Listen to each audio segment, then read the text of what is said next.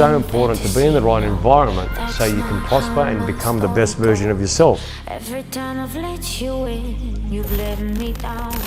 Phil, thanks for joining the Muscle and Mind podcast. Usually I give an intro, but I know you were born in 1962, but I'm going to allow you to give me an intro. Do I look that old? Well, when I was talking to your daughter last time, she said, you're 58. I said, no, he's 59. So, no, you don't look that old at all. The way you were punching that bag, I think you're a 20-year-old. But give us a bit of an intro about Phil and where you came from, and so the guests get to know a little bit about you, and then we'll get into this world record that you broke. Well, thanks for having me, Matt. It's an honour to be here and tell my story. I really appreciate that. It goes further to helping me create the platform that I want to do, which is all about being an advocate for mental health awareness. Okay, about me. Yeah, I'm 59 this year. I know I look 25. You know, I'm almost as good looking as you. So my mum will be happy to hear that. It's the only person that says that I'm good looking. Yeah. So look, I was born in Wentworthville in August 1962. Grew up there. Went to Morris Brothers at Parramatta. Amongst a lot of really good football players. The school really drove athletics, cricket and rugby league. And all of my years, all I wanted to do was emulate Ray Price, Parramatta Rugby League legend. And I didn't go and grade at Parramatta League. I went and graded when I left school with Parramatta Rugby. And it was a burning ambition of mine to play first grade, but in rugby I was a little bit short to be a lock forward, which had been my position my whole life, and I had to settle for at breakaway. And at breakaway position, you're basically just an assassin. You just mow down, the 5'8" and a half back, and depending whether you're playing open side or short side, and you'll trail across the back line looking for the opposition in player stepping back inside and just cleaning them up. So I wasn't the smartest of players. My defence was just balls and all approach and just taking blokes out. And I've had the nickname of Crusher since my under-8s, North Mood Rugby Union side, where I think we won about 13 or 14 premierships in a row. We're the strongest junior rugby side in the Parramatta junior competition. And, my life was sort of dominated by getting used to winning. And I think when you're surrounded by some really great players, and I was, like Scotty Johnson, Steve Halliwell that played for Parramatta, Scott Jeffries, Craig Harbottle, I had some really good players. Played against Steve Tyneman, that was the Wallabies number 8. He played in the Carlingford junior side. We grew up in with some really stiff competition, and I think that sporting base in my life that sort of catapulted me to wanting to be the best I could. I didn't care too much for school, be quite honest with you, at Morris Brothers, at Parramatta. My best subject was PE. PE. That's why you wanted to be a PE teacher, right? I did want to be a PE teacher. I think every male wanted to be a PE teacher because it was such a cruisy job when you watch your PE teachers in high school, right? Is that the reason? Or? Mate, we had a guy, in my early years at Morris Brothers, we had a guy called Don Wright, and Don Wright was on the, he played, I think, under 23s for, when they had under 23s, he played halfback for North Sydney Bears, and he was our PE teacher, and he was also on the Rex Mossop show back in those days with the Bullworker. Remember the Bullworker? Yeah. You get old enough to remember the Bullworker? Sorry, bro. I remember Rex Mossop. Yeah. So he... Big Manly supporter because I'm a Manly fan, so... Yeah. And then I had another PE teacher, a really great guy that I really respect, Mr. Sparks, Mel Sparks. And he was an awesome trampolinist. And he was halfback with St George under 23s. And so these guys sort of took me, a bit of a shining to me, took me under their wing. And at lunchtime, I'd be up on the 800 metre track doing 800 metre circuits, and and I'd strip down just to my shorts and run around and get back into, class might be English or maths in the afternoon, and the brothers would look at me and they go, man, you're just a lather of sweat. What have you been doing yourself? Been in the pool without taking your clothes off, And we had this other brother Thomas Moore, and he was a powerlifting champion, and nearly every day at Maris Brothers, we're in the bloody chapel, for church, and so I'd hang up the back, and Brother Thomas Moore would just sort of wink at me. I'd leave the service, I'd go up to the 800 metre track and be doing, circuits around the 800 metre track while everyone else is in church. That was just, Mats, that was just my whole drive. I just wanted to, emulate Ray Price. We had Johnny Muggleton that played at Parramatta and Balmain and played in the World Cup under, I think it was Frank Stanton. He was played in the MCO Shield back in those days when we used to be the curtain raiser for the MCO Cup, or the combined Catholic high schools. And I looked up to him as well, and there was Peter Sterling. So you really like a lot of endurance. So like Ray Price, when you look at Ray Price, you go, endurance athlete, just goes all day. Mate, he was dubbed Mr. Perpetual Motion, and I just loved, mate, his resilience on the field, mate. I remember Rocket Rod Reddy in the St George Parramatta Grand Final. He punched the absolute crap out of Pricey, and Pricey just kept getting up. Yeah. And these sort of things that I followed with people, my grandparents, my paternal grandparents, my dad, it's all been about resilience. And when I say that, my dad had a stroke on Saturday night, a week to the day of me establishing the world record on the bag for 24 hours. I've been in to see Dad at Westmead Hospital every night, and he had a bleed on the right-hand side of the brain, and they've only allowed myself, my sister and my mum in at the moment. And he's 82, he's 83 this year, and I can see in him the way he is fighting this at the moment. He doesn't even really recognise us or know we're there. And he's having the same conversation every 5 minutes before he lapses into those little micro sleeps, and then wakes up again panicking before he rambles on again for another 5 minutes, falls back asleep. But there's these little cracks where light sort of shines through. And I held his hand the other night, and he said to me, Philip, he said, I need to get home, and he said, I need to fix the tiles on the floor so I don't slip over. And you know what, mate? I saw a man that's much stronger than me, and I know where I get it from. Mental toughness isn't just something you develop. You get it from other people, and I've had the greatest mentor in my life, and he's a man that's led by example for his whole 82 years, Mats.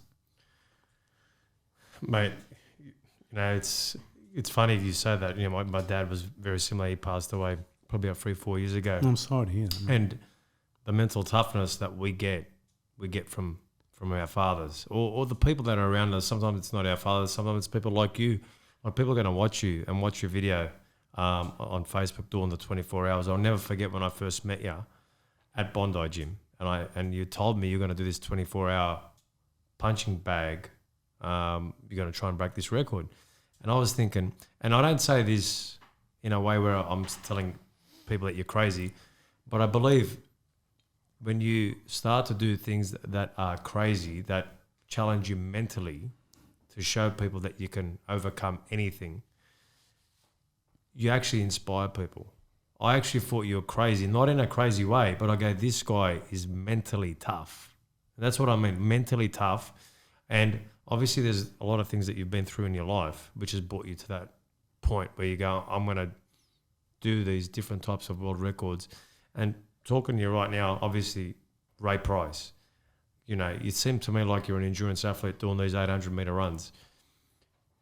Doing this 24-hour, punching the bag for 24 hours straight, how do you just come up with these things in your mind and you go, I'm going to do this? Or is it something that you go, I'm going to do it for a cause? There is a reason What was the premise of you going, I'm going for it? It was the same reason as doing the 150 rounds, but one just became, I just mixed the order up and decided to do the 24 hours instead of the 150 rounds because, the whole COVID thing, getting judges out here, looking at 12 grand and the uncertainty of it being able to go ahead with the stop-start, with our border closures, with the whole COVID thing, I thought, bugger it, let's create another way of creating a platform.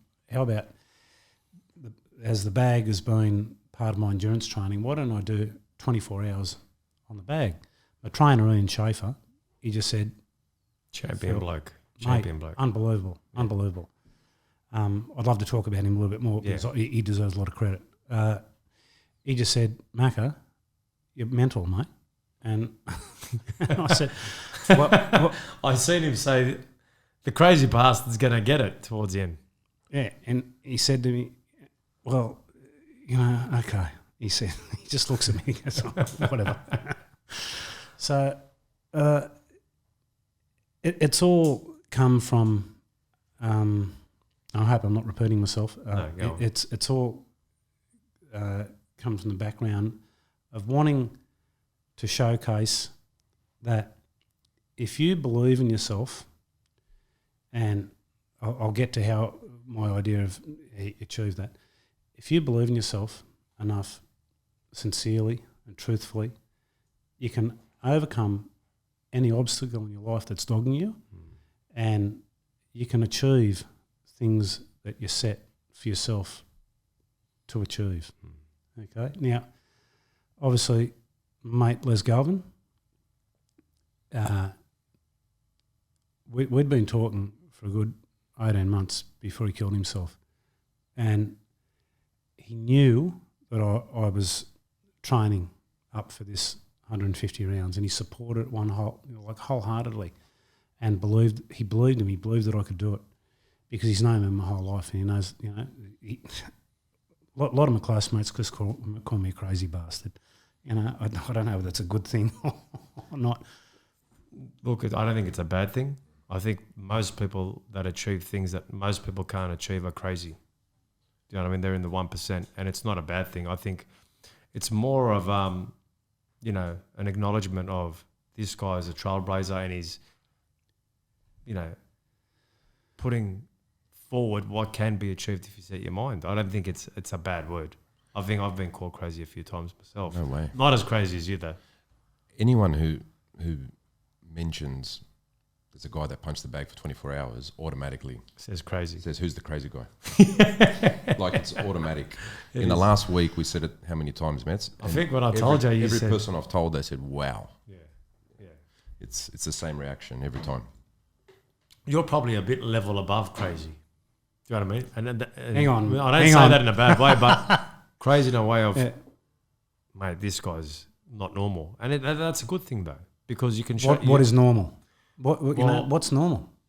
At the end of the day, what's normal? Yeah, 100%. Yeah, and we don't want people to commit suicide. Mate. Because that's not normal to us. We don't like that. We don't like hearing that. Like, he's your best mate. You don't want to get that news. Fortunately, Mets, I've never been in that headspace to experience, a darkness that some of us will never know. That culminates in someone doing the unthinkable, and it's like dropping the proverbial pebble in a pool. The way that radiates out after what happens, the people that it affects, and I remember how I felt. I can tap into that feeling right now. When he passed, mate, I was numb. I didn't believe it, and I thought, why? Why have things got so bad? Like, I've lost everything previously. I've lost my house. I'm in my second marriage. Annika and I have been with each other for 15 years, married for 6 this year. Okay. When I was younger, I was the biggest arsehole you ever met, right? I was arrogant, I was cocky, I was all of those things, right? It was hiding pain. You know, I've gone in with mates. I'm not prepared to go in it publicly, but there was a big pain there from, you know. Because of your arrogance? Or just my arrogance and all that was a mask for the pain that I'd experienced, you know, as, you know, pre-teenage years, and I'm not prepared to go into that. Yeah. But these things that have happened in my life to me, I'm lucky that I didn't succumb to the emotion of it making me go the other way into darkness. I can, you know, the major things that have happened to me in my life that haven't been too good, I've always remembered. I've almost like sat myself down and spoken to myself, you know, in the sort of the big brother, little brother sort of, you know, scenario, and said, rightio, what are we going to do? And kicked myself in the arse. I remember when I lost my house, right? I was in a cyclone in North Queensland. Well, I'd gone up to work as a builder. I'd gone up to work. I did a lot of insurance work at that time, and I was in with a few loss assessors, and they rang me up and they said a cyclone has hit North Queensland. It's devastated the southern towns of Cairns, Innisfail, Meena Creek, you know, all that sort of area. So I went up and I saw this mate of mine. I priced all this work and I got all this work. And I was living on the Central Coast at this time after I'd, you know, been divorced, you know, in my first marriage. So I went up and we had a situation where, you know, insurance work is a three-party system, and Land Lease was appointed the project manager by the insurance company that had the biggest glut of the claims up there. So what happened was they decided when they appointed Land Lease that they would cash all the insureds out, right? Now, I'd already priced all the work and done emergency repair work for all these people. They were all cashed out. And then these are people, cane farmers, banana plantation farmers and whatnot. They've got a check, right? Massive check. You know, they lived through drought, they lived through cyclones, you know, and so these people have got this massive check and they've got to pay me my emergency repairs out of this, and by multiply it by about 20 jobs. I had 15 guys working for me up there, okay? So they just said, I know you guys are robbers, all you guys from New South Wales coming up here, all you builders, you're robbers, you know? And so they said, take us to, you know, their equivalent of, you know, the Department of Fair Trading up there. So I was between a rock and a hard spot, saw a lawyer. There's a mate that I went to Morris Brothers with. He said, Phil, you'd probably win the case, you know, but, mate, you're owed hundreds of thousands of dollars, but at the end of the day, mate, they'll keep the meter running, you won't see a cent of it. So I had to walk away from my home. And all I had was my truck, my clothes, my tools. So I thought, gee, this is nice, isn't it, you know? And I just got divorced and I didn't have much. And I had even less now. I had $15 to buy myself dinner. And I went and got fish and chips. I was up at Port Stephens. And I was sitting out the front. I had enough money to buy a beer, one schooner of beer. And I thought, well, I'll sleep in the truck tonight. And you know, I'll hang around the pub, might pick up some work with some local builders, whatever. There was a guy sitting out the front and he was talking to his daughter on the phone. He got off the phone.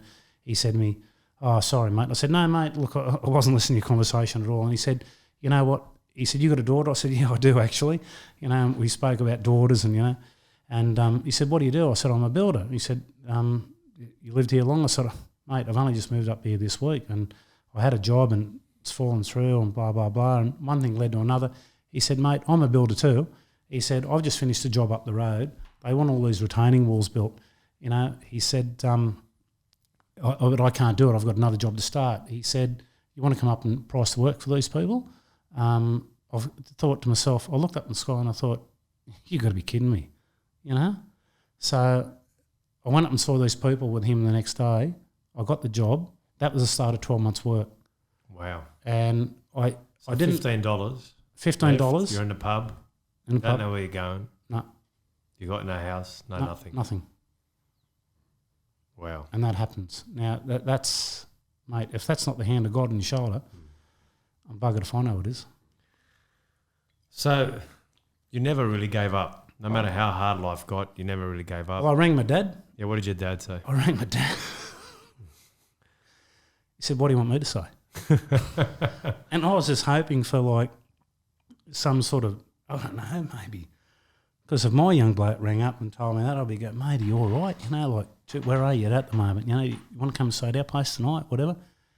Dad just said, because he's old school, my parents grew up in the Depression, man, you know, and Dad's a Redfern boy. And so he just said, "So?" I mean, "What do you mean, so?" He said, "Well, mate, you got two options. You either lay down and let the world walk over you, or you get up and you just keep moving forward." And I thought, I hate you. That comment just left me really gutted, you know. And I got off the phone pretty quick, Mats, and I just thought to myself, I need another beer. And I said, "Mate, can you buy me another beer?" "Mate, I'll buy you one back, I promise." This is before the guy came up to you Yeah, to offer you the job. yeah. I said, "Mate, I need another beer. You know, can you buy me a beer?" Do you think that toughness in your era that you're brought up with, and I've probably got a bit of it towards the latter end, but I reckon in your era you probably would have got it more. Do you think, in retrospect, when you look at it, you felt like, geez, he's an arsehole. But now you look at it and you go, that's exactly what I needed, right? It was tough love. Tough love, yeah. And mate, these days, you know, I don't want to get in any sort of political debate. You know, but these days I'm just, you know, you can knock me over with a feather. You know? I don't argue with anyone, man. Yeah. You know, I really think the kids these days, they don't know how good they got it. You know, and I think the lessons that I've learnt, that they really toughen you up for life. And that comment from Dad that day, I look back on that because I was apprenticed to my dad too. Yeah. Because he was a builder, and I was apprenticed to him, and I used to hate him at work. But now I look back, and he wanted me to be the best he could make me to be. Yeah. You know, and that's tough love. And to do that as a parent, that must have hurt him. Yeah. To do that, and just to sort of push me out that night, you know, knowing I was sleeping in the truck. He knew that I could handle that.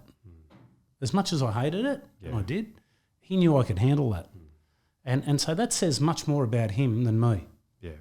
You know, his mindset. Well, look, you know, at the start of the show, I was looking at the tears you felt for your dad. So he was a big inspiration in your life. Man, you got no idea. So let's move forward, right? You're on the bag now. How many times in the 24 hours was your dad in your ear? Dad came down in the morning, right? He's 82, lives out at North Rocks. So it's a good hour's drive for them, and maybe longer in the traffic. And then he said, "I'll ring up." he knows how to motivate me, man.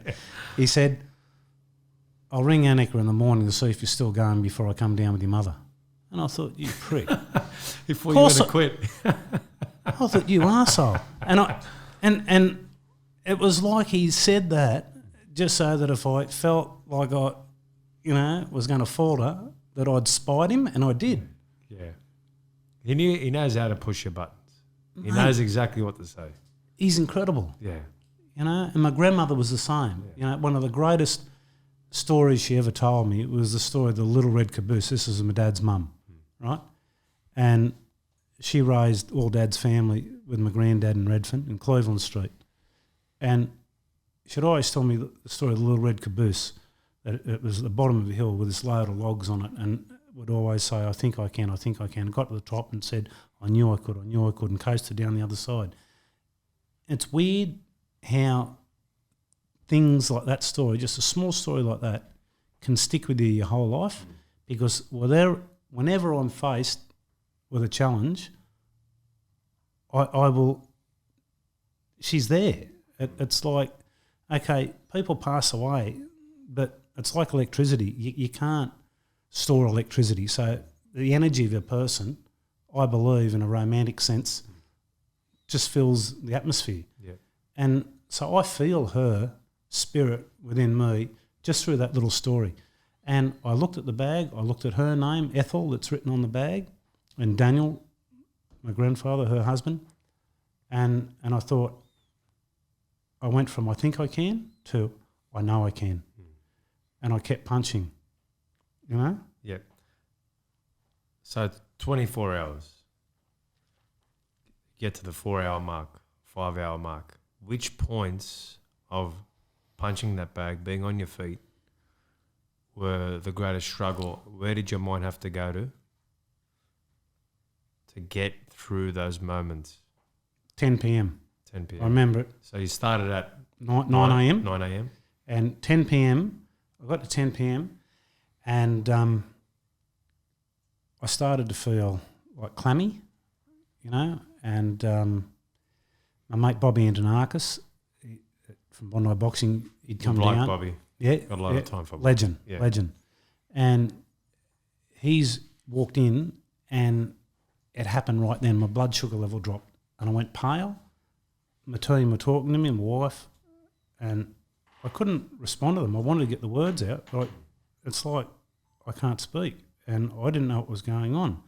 I just felt like shit and I thought, what's going on? And in my heart, I've got a right branch bundle block. So, you know, it's an electrical sort of short wiring with, I'll miss a beat every now and again and you'll feel these palpitations and you might go, whoa, you know. And I just thought it was that. And I just thought, okay, so I'll push through that, right? And 2 weeks beforehand, I went and had a, you know, electrocardiogram done and all my bloods and everything just to, you know, because I am nearly 59, I thought it's just the right thing to do. So I just dismissed it as being a palpitation and just pushed through. And so it got worse and I went, whoa, what's going on here? And Bobby just worked it out straight away. He's gone, his blood sugar's dropping. And in the weeks leading up, I cleaned my diet right up like I do with any sort of endurance event. And I'd been so mindful of cutting sugar out of everything. Here's me talking about sugar. So, Well, today it's a celebration. yeah, thanks, mate. We got another one after this? Yeah. Cool. We're going to have one together. So the thing was, what a stupid thing. Like, we'd prepared for everything. And the one thing we hadn't prepared for was a drop in sugar. You know, now I was taking 500, we'd keep mixing up 500 mil of hydrolyte sports from electrolytes and minerals and everything. In the other container, we had 500 mil of pure carbs mixed with branched chain amino acids.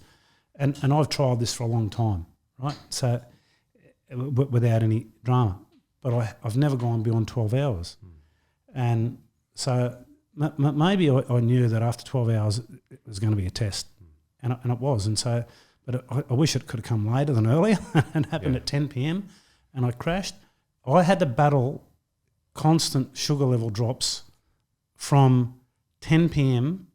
to the following 9 a.m. Now, if no one... Wait a second, from 10 till 9, so that's a good, like... Another 11 hours? 11 hours, yeah, 12, yeah, a bit 10, longer. 11 hours? Yeah.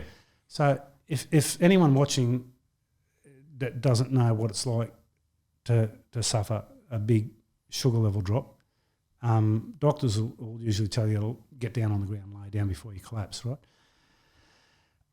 I can't tell you how much I wanted to give up right then and there. I'd fought, you know, and man, I was in pain. Yeah. My legs were cramping. I just wanted to give up. And that then I tried all the names that I'd written on the bag, I'd written on for when I'd get to that point. So I tried to summon the strength of all these people's names that were written on the bag. Nothing had come. And I thought, this is all bullshit, you know. So I thought to myself, okay, this is how we're going to do it. I'm not going to quit on my feet. If I'm going to go out, I'm going to collapse. So I thought, fuck it, I'm going to push myself until I collapse. And at that point, adrenaline kicked in. Wow. And I got a spark. Now, I've since said to people, I look at this two ways. The romantic way of looking at it, that all the people that were there, written on the bag, their strength didn't come. They weren't prepared to help me punch on until they could see what I could do for myself. I think the more pragmatic way of looking at it was probably that I'd push my body to the absolute maximum before adrenaline kicked in and took over. So you can all take what you want from it. I'd like to think, take the romantic. approach to it. You're sitting in the chair where one of the people that was on the bag, Jacinda Barkley, is sitting right You now. told me that earlier, and I showed you when you told me that the hair stood up my arm. Yeah. And she was a high-level sports person, obviously, and no one knew how dark she was inside. She takes her life. When I look at people with mental health issues or depression, you usually look at people that are high-level sports people, people that have had a lot and lost a lot. The message that you want to send to people and what you've been able to do is it's not about the material world for you. It's more about having that balance, but always shooting for something that's probably beyond your reach but costs really nothing. Small, it's small steps, Mets. Yeah. You know, it's small steps, mate. Honestly, you know, no one wants to be in a bad place. Yeah. There's There you go, Phil. There she is right there. Up on the screen. wow.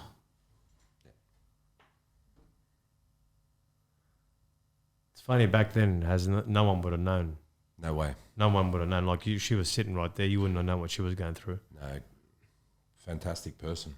Yeah. Yeah. Very, very talented. You know, words can't.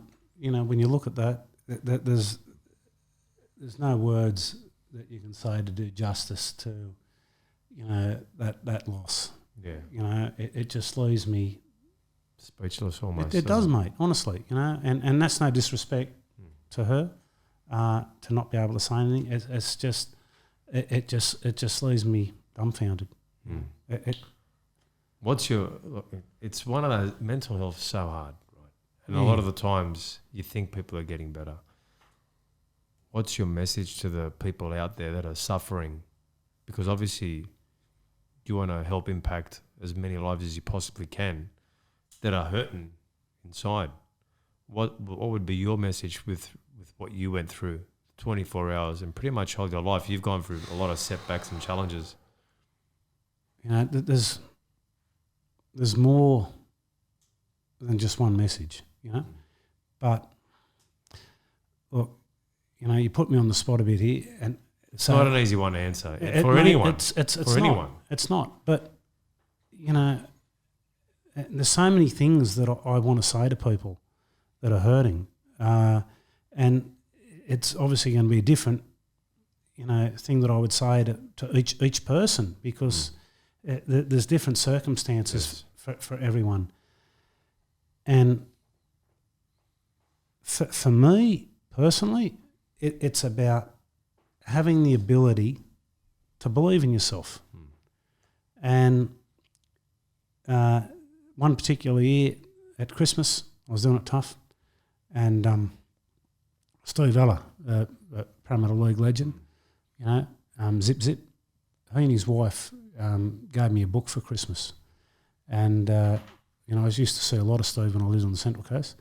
And it was a book called Legends, and it was about, I think it was Australian sports people that had achieved, you know, great success, you know, in their field. And the theme through the book was all about their life changed and they were able to achieve greatness when someone that they really believed in showed belief in their ability. And that's when, you know, that took off. And so because this question you asked, Matt, it's very hard, I think, to throw a blanket answer 100% out there. I definitely agree with that. But if I had to, bro, I would say that belief in yourself, and the way that I believe you can get that is it's the way I form a group. And I've changed the name of Team Fearless to Phil Mcdonald Para Community instead of Team Fearless Para Community, because who's Team Fearless? It's me. So Yes. Ian Schaffa, my trainer, said, mate, you need to change that. So reluctantly I did, because, I don't want it to be about me. But he said, it is about you, bro. So he said, change. So, okay, I changed it. Right? So para community, surrounding yourself with good people, is how I've been able to believe in myself. And so the message that I think, if I can, be sort of generic in a way, and I don't want to be generic, is to say to people, find something that you like first. It doesn't matter how dark your day is, there's got to be something you like. Maybe you like eating chocolate more than you like ice cream. Well, find a chocolate group or an ice cream group. You're going to find, and I like both actually. By the way, I'm in both groups. If you can find that group, I know a lot of people that'll join. Cool. So my wife's the same, so that's why we get on so well. Yeah. So, okay, find someone that you're aligned with. Actually, I like that one. And you'll soon develop belief in yourself. I don't think that's generic at all. I think, I don't think, if it's a blanket one, but I think that one there is probably the best one. Find your community. My word. Find your community. My word. And if some of the people in here, if they're in videography, photography, whatever it is, find that group. If you want to be a leader, find leaders. If you want to be a rugby league player, find people that have done it before you, because I think it's that like-minded process that is going to help each individual. And then obviously in those communities, you want those people to be able to allow those people in. Doesn't matter what level they're at, because I think sometimes people, doesn't matter where they go, whether they go to a gym, whether they go to boxing, they may feel intimidated by the people that are at a higher level.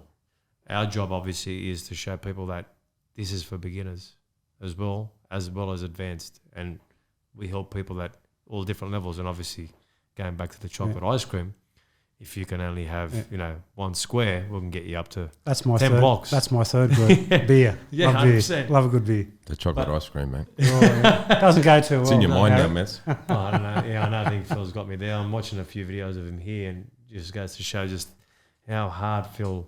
Mate, pushes you've done himself some and work. trains. This is when Pulled some background stuff up that I've forgotten about. This is when when you were finishing, Phil. This is when you're finishing. What happened here, Phil? You're going hard. Now you're pushing hard. There's about 90 seconds to go. You've done so many hours. There's Ian. 40 seconds. Massive achievement. Massive. 30 seconds, Paul. Come on. One more gear. Let's go.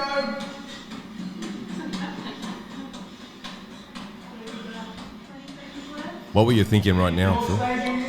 I want to go to breakfast. So you're talking about your blood sugar levels. Yeah. For those last 11 hours of going up and down, where did you find this? Where did you find that? My family. My dad.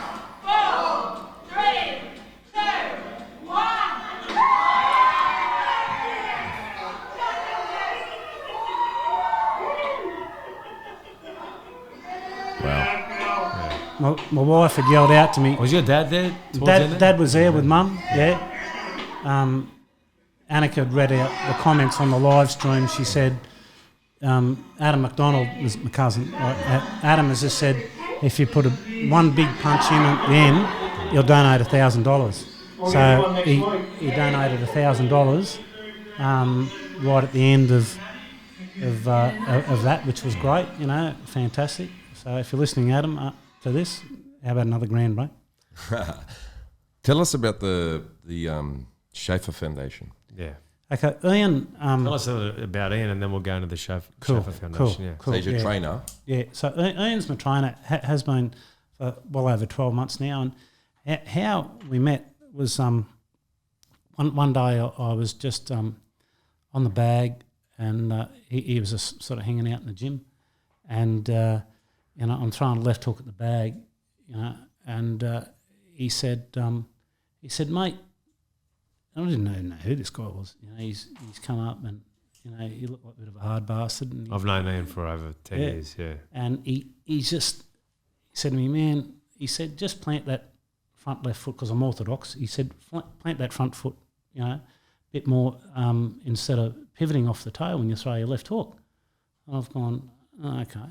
And he said, bring your right heel down, you know, as you throw it, and just point your left knee, you know, toward the direction of the punch, you know. And I've gone, okay. And then there I am with Tony and Ian. And so we spoke a bit more, and I sort of said, oh, who's this? And I said, oh, mate, don't you know who that is? Like, he sort of, you know, pioneered UFC here in Australia. I've gone, no way. And he's had about 15 pro boxing fights as well. He's defeated 4 world champions. He trained under Oscar De La Hoya's trainer in Miami in the last 2 years of his pro career, which was about 12 years ago. And so what he knows, and to coin my father's phrase, he know, like, he's forgotten more than what most people will know. And when a bloke of his calibre speaks, you listen, you know. And he's become a close mate, and that's fantastic. And Ian was homeless for a number of years and lived on the trains and whatnot. And his story, you know, pretty much parallels Jeff Fennick's story in a lot of ways. You know, the police sort of took him into PCYC, and he became a world champion. He's defeated 4 world champions, and at the end of his career, he decided to establish the Schaffa Foundation that feeds the homeless in the streets of Sydney. They meet every 5 p.m. down at Woolloomooloo under the overpass there near PCYC, just up from the Woolloomooloo police station. Last year, Ian established a street buffet in Perth, and he's currently working on trying to establish a street buffet over in Cambodia, and more from a point of view of, you know, doing things like cleaning up their water supply and everything. He's really like Bill Gates without Bill Gates' millions, you know, like wanting to make a real difference and leaving a legacy. And it's interesting when you set out to do something that it's a weird sort of dynamic where, you know, there must be other hands at work that bring like-minded people together. And so Ian and I think, were brought together by a force outside ourselves. And on top of that, can I talk about Phone King? Yeah, of course you can, yeah. Phone King, my major sponsor. Yeah. And I've got Street Success under there. Can you Yep. That's Ian's parallel foundation that he's just established recently, which works in conjunction with Father Chris Riley's Youth Off the Street to identify one person at a time that's in need that we help get back up on their feet, which is fantastic. So the other weekend when I set the world record for 24 hours, the whole reason behind that was to, although I dedicated the day to the memory of Les Galvin, it was about raising money for Street Success so we can help one person at a time get back up on their feet. Now, Ian's done all that on his own. And, you know, I just... That's unbelievable. Mate. Both you and Ian are very, very humble. And he's fly under the radar. And he's do so much. He's just so giving. Like I've known Ian for a long time. And for what he does, you know, feeding the homeless, he's always told me to come down, and I honestly, I haven't, and I should. He's told me, like, I want to get down there. But it's huge, you know what I mean? Like, it's not like...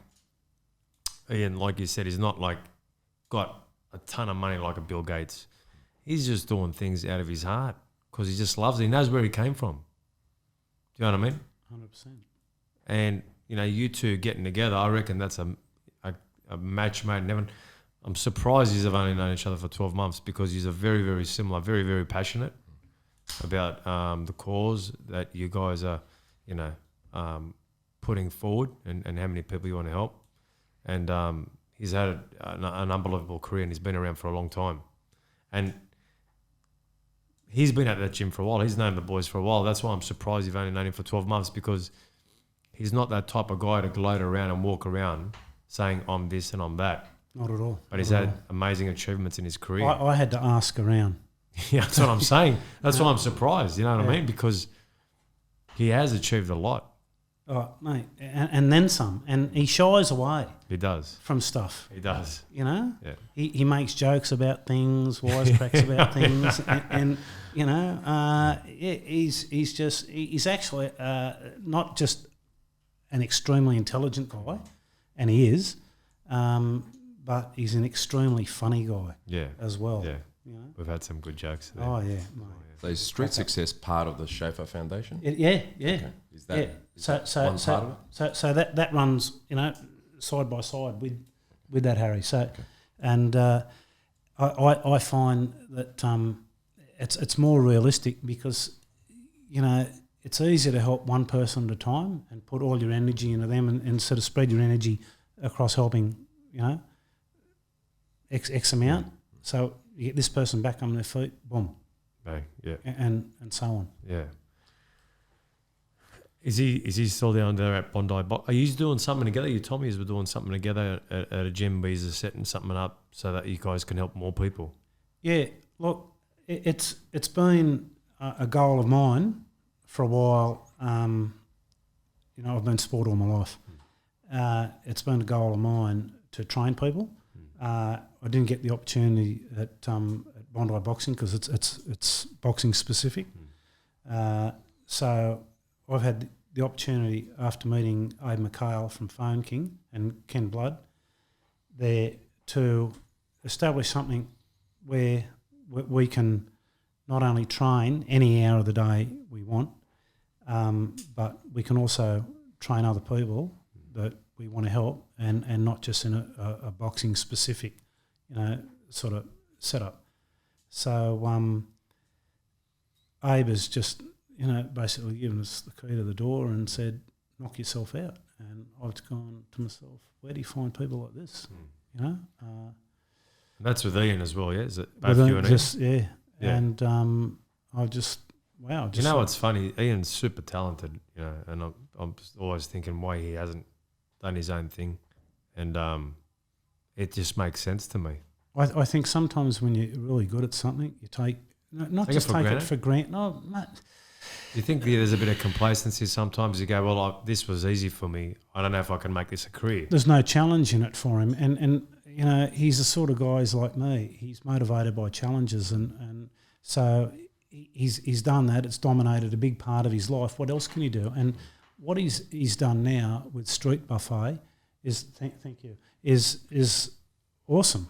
And with the Schaffa Foundation, it's just like, who does that sort of stuff? And he gets down there all the time. 100%. As we've got to get down there. Yeah. So Street Buffet, we're gonna tag everything up. So you just got to let us know. Street Buffet, Street the Success, Street Success, Schaffa Foundation. Schaffa Foundation, Phone King. It's every Saturday. Yeah. What time does that? 5 p.m. on Sunday afternoon. Sunday afternoon. You know, like I was just listening Yeah, we can on the definitely- radio the other day, Jones and Amanda, I think on 101.7, and they've got these community award nominations. And if anyone should be nominated, it should be Schaffa Yeah. for these community awards. Because he's done it for, 11 years? 11 years. This Wow. is the 12th year, bro. Yeah. 12th year. Wow. He's already in an established Street Buffet Perth. He's a single dad raising an 11-year-old daughter. Good dad. Isla. I've met his daughter. She's Great gorgeous. dad, yeah. She's gorgeous. She, yeah. You know, I've adopted her like a niece. So, you know, and he and I are pretty tight, you know. Yeah. It's just amazing Yeah. relationship. It's almost like you have known each other for decades. Longer than what we have. Yeah. Yeah. Yeah. Yeah. What do you, so the next challenge is the 150 round. Yeah, I want to have a bit of rest before I do that. Because, bit of a background story, you're in motorsports. Pretty much I've, for nearly 25 years, 25 years. I've paddled ocean marathons. But in the boxing arena, you found that the community suits you more. Is that right? Look, my dad was a fight promoter. He promoted the likes of Wally Carr. You know, I was with Wally the night my daughter was born. That's nearly 34 years ago this April. Just what Wally was such a character, and the characters in boxing, I just sort of, I think was drawn, I've always been drawn, not only the folklore around it, but just the characters in it and whatnot. And Dad's mother, my paternal grandmother was Les Darcy's cousin. So there's always been this sort of romantic, attachment to it all. And, I've devoured every book, that I could find and read about Les Darcy and to some extent every book, of Muhammad Ali. My library at home, our bookcase in the lounge room, I think there's about 20 books on Muhammad Ali, and I've read all of them, back to back, probably twice at least. So I was using boxing as cross-training to set a 24-hour non-stop record paddling, and I felt that I wasn't getting, and it was for the same reasons, for raising, awareness, for mental health and what could be achieved through the power of community. Felt that I was just getting nowhere with support from that, and I thought, I felt this, I don't know, that there was more feeling of belonging at Bondi Boxing amongst all the boys, and I hadn't boxed actively since I was a teenager, out at Parramatta Police Boys Club. And a lot of things and a lot of desires came back straight away. And I thought, you know what? I'm not going to do the 24-hour paddle. I'm going to cement myself back in boxing. And I really love going to the fights again. And I'd, pester Tony Del Vecchio to be down in the room preparing the boys. I didn't want to be upstairs near the ring. I wanted to be downstairs with the boys, feeling, their emotion, after they're wrapped and gloved, on the pads, warming up before they go upstairs, just soaking up that atmosphere, that feeling, and I thought, this is where I want to be, and so training there, using the boxing as my cross training, I just came up with the idea, I'm going to do 150 rounds, and I remember the day I sparred 2 rounds, and I was on my knees, gasping for air. And the guy I sparred was only a little bit younger than me, and he said, "How can you expect to do 150? You can't even do 2. Get up, keep going." Well, probably 18 months after that, I was sparring 30 rounds with only 30-second breaks, 50 rounds with only 30-second breaks, 70 rounds with 30-second breaks, and going back to our previous discussion about people with depression and getting out of the darkness, and setting goals. Okay, sure, have a goal, but don't be dogged by the time that it's going to take there to achieve that goal. Fall in love with the journey, because every step reinforces the next step. And looking back now after the other Saturday and achieving, a world record, I look back more fondly, Mets, at each step and the fun that I had and the confidence that I gained after achieving one thing leading to the next. Like when I did 120 rounds, when I did 150 rounds, when I went and did 12 hours. Yes, I enjoyed those things more than achieving the actual 24 hours. Yeah. But what I did love about the 24 hours is looking out and seeing the people around me. Yeah. Celebration. It wasn't a massive amount of people. I don't want that. Yeah. I want a small circle. Yeah. Because they're all on the same page as me. Yeah.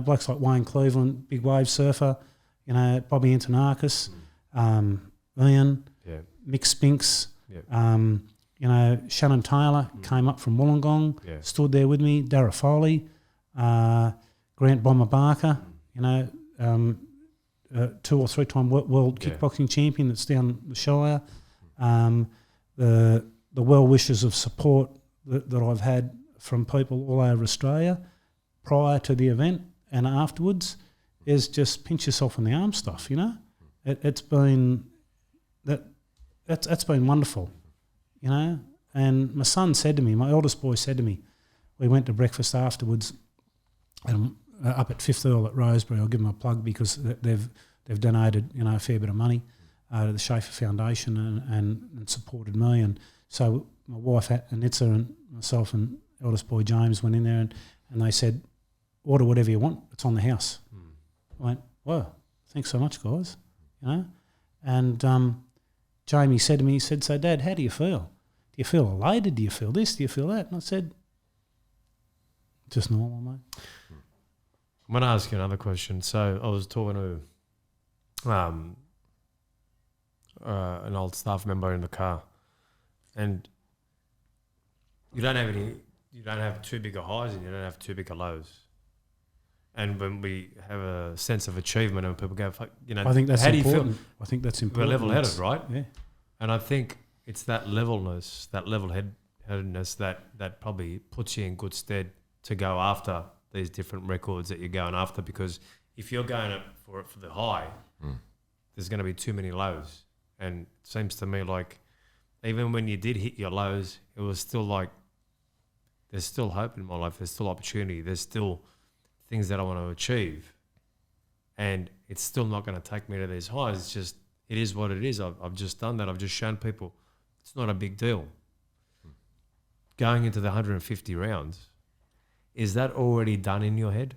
And that's another 100%. world This is record, yeah? That's another world record. Yeah, this is, Harry, why I did the 24 hours, because I wanted to leverage with something to give myself a steel-clad, you know, mindset that, man, if you can do 24 hours, you can do 153-minute break, 153-minute rounds with a minute break each time. Now, like for all the people listening or, you know, watching this, the guys, there's going to be 15 guys spar me 10 rounds on average each, right? So, and these are going to be some of the best boxers in Australia, right? Now, they're not in there trying to take my head off, because if they wanted to do that, they'd get me out of there 10, 15 seconds, flat, bang, in the first round. So let's get that squared away. This is an endurance event, right? And they're carrying me, you know. Like I'm 50, I'll be 59. You know, I'm 59 in August, so it's probably going to be after August and toward the end of winter, and so there's a good chance I'm going to be 59 when I do it. So, you know, these guys are in their 20s, early 30s at most. You know, they're not in there trying to take my head off, but this is an endurance event. So, but, you know, the punching bag doesn't hit back. The heavy bag doesn't hit back. These guys do. And, you know, in a reflex action, if I'm not on my game and they hit me, they could take me out easily. So I've got to be, you know, focused the whole time. So this is being about, I've got to be 100% focused for 153-minute rounds. Got to be strategic. I can't move around a lot, so I'm not going to be dancing around a lot. I'm going to be in the pocket, as we call it, when I fight, and I'm going to be losing a lot of head movement and slipping punches and catching punches rather than dancing and spinning out, because that's going to use a lot of energy. Yep. So I've got to be strategic about it, just the way I was strategic about the there's my dad now. Yeah. Just as I was about the 24-hour event. It doesn't look like I'm doing much. The strategy that we employed, or the strategies that we employed, you know, that there's a considerable amount of them, from nutrition to, you know. Just staying awake for 24 hours and next to that bag is tough enough. Oh, look, Schaffa, you know, even researched about circadian rhythms and having light shining on the back of my neck. Yeah. You know, things like that, little things like that people wouldn't think about. Yeah. You know? Because any little bit of darkness or dimming of light, your body senses that it wants to go to sleep. So there was a host of things and ideas that we employed that went into this, you know, and it wasn't like I just woke up one morning and said, oh, look, I'm pretty fit, let's punch out, you know, 24 hours on the bag. Yeah. And finally, obviously there was a lot of people that were a big part of this. Do you want to take this opportunity to name those people and thank them? I know we've mentioned Fan King and Schaffa, but is there anyone else you'd like to thank before we finish this? And we finished. There's a lot of we nearly finished. No, I've got plenty to say. We'll go as long as you want, mate. No, we'll go as long as you want. How long you got? We'll go for 6 How hours. many beers do you My want? mum, I've got a, yeah, we've got- my mum we've got a always case, plenty of beers. says that I could talk underwater, No, a mouthful well, of marbles. I listen. think she's right. Okay, how about this? Yeah. What have we missed about Phil? What have we missed that people need to hear to get inspiration and to give them hope, to not just hope, but faith that they can become their best, like faith that they can, in whatever they set their minds to, they can achieve. Well, I think first thing, if it was me, if I was on the bones of my ass today, I have to say to myself, okay, I've got to find, something to attach to, and that's obviously be something you like. So find something you like, and find similarly aligned people that share that, they're on the same page as you, whether it's love for bushwalking or a book club, or that they love going to F45, or they, whatever. You got to find. I think, as you put, you got to find your tribe, and in the boxing community, I've definitely found mine, 100%. So, and in terms of thanking other people, I'd like to thank Rod Prasad from T-Shirts Only, that has done all my shirts and would accept no money from me at all. He's at Rydalmere, Silverwater. Big thank you to Rod Prasad. Chad and Sam from Just Sport Alexandria, McAvoy Street. They've sponsored me, and from my running shoes to all my gym gear, my punching bags, my gloves, everything they've done for me.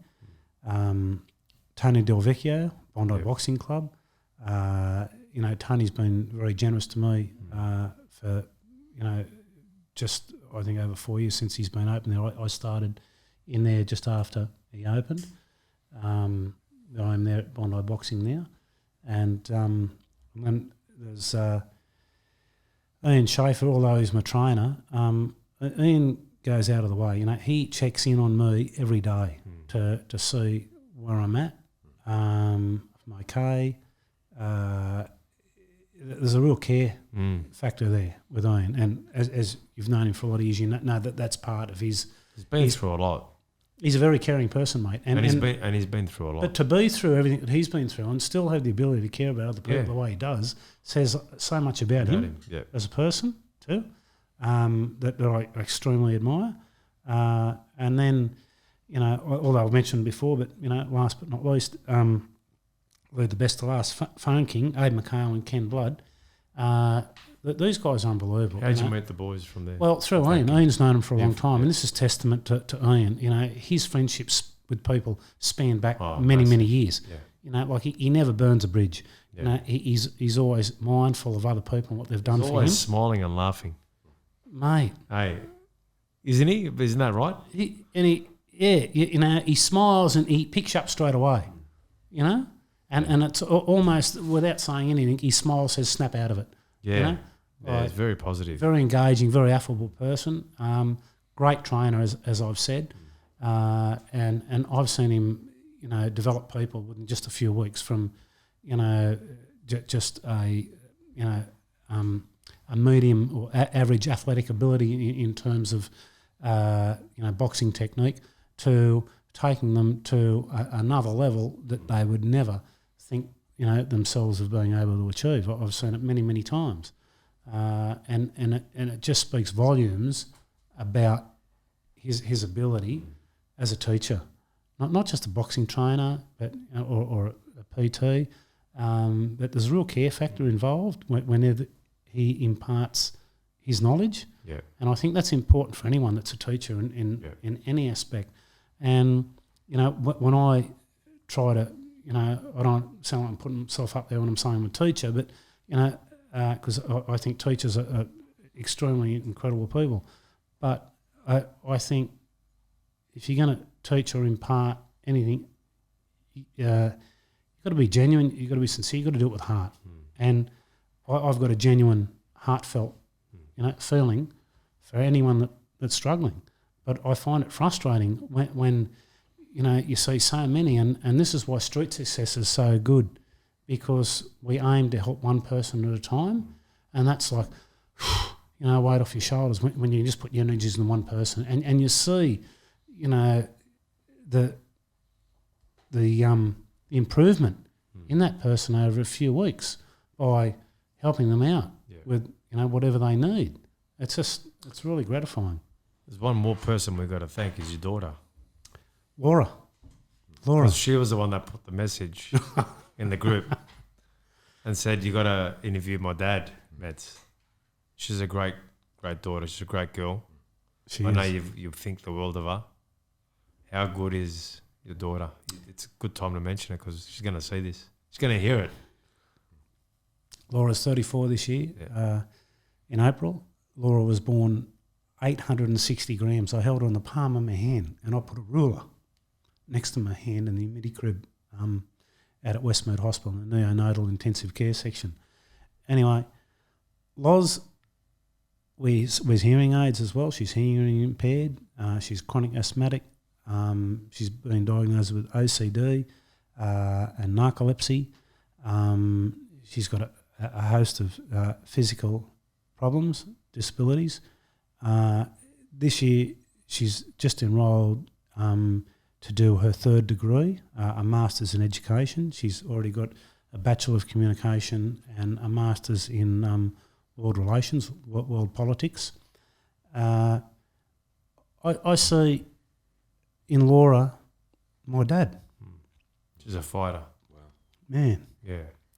What she's achieved and overcome, and there's been some really horrible incidents in her life that she's overcome that other people would take their lives over. And as a father of a daughter, to have to live through that is that's fucking hard. Anyway, she lives at Coogee now. She's happy. She said, "Yeah, the I'm rent's going to get her in the gym. I'm going to look after her." When I said, you know, it was funny after I chatted to her, how I ran into her. I ran into her at a cafe. I had a chat to her, and then I ran into her, and I hadn't seen her for a while. Yeah. And then I said, "I'm getting your dad on the podcast," and I seen her face. She wanted you on here. She wanted you to. She was so proud, and I can see how proud you are about her. And I want to look after her at the gym. I want to look after her because she is an amazing, like with everything that you're telling me that she's been through. She's quite amazing. She's so strong. It's amazing. I just wanted to mention that at the end. You know, I think I love you for it. Thank you. Yeah. And Mets, we're going to support. Let's support the next one. Yeah, we'll support the next one 100%. Marley or yeah, we'll definitely soon, do something. Probably in the next, I would say, 3 weeks. Ian will set the date. Yeah. We'll get it out there because, you know, I've set a figure that I'm going to try and what is achieve that number anyway? of $50,000 for the Schaffa Foundation. We raised just nigh on $5,000 in 24 hours. We had a donate button on the live stream. Now with this platform that we've created, and thanks to you guys because you've added to this platform, and this is wonderful. So I'm so appreciative of having me here because this helps it so much. So that from here, you know, we can really market the next event and the money we need to raise for Schaffa Foundation, but probably predominantly street success, and continue to keep making a difference. We'll get down there as well. Yeah. Thank you. Thanks a lot, Phil. Social media, all your personal social media, Phil? Do you want to let everyone know? Is on Facebook. It's Phil Mcdonald, Power of Community, and in just on 12 months, we've got, I think, just short of 1,200 members there. And on Instagram, it's Fit Old Boys, so fit _ OL _ boys _ 62. So, look, please follow me. Any questions you've got, shoot them at me. So You're an inspiration, Phil. Honestly, you are. thank you.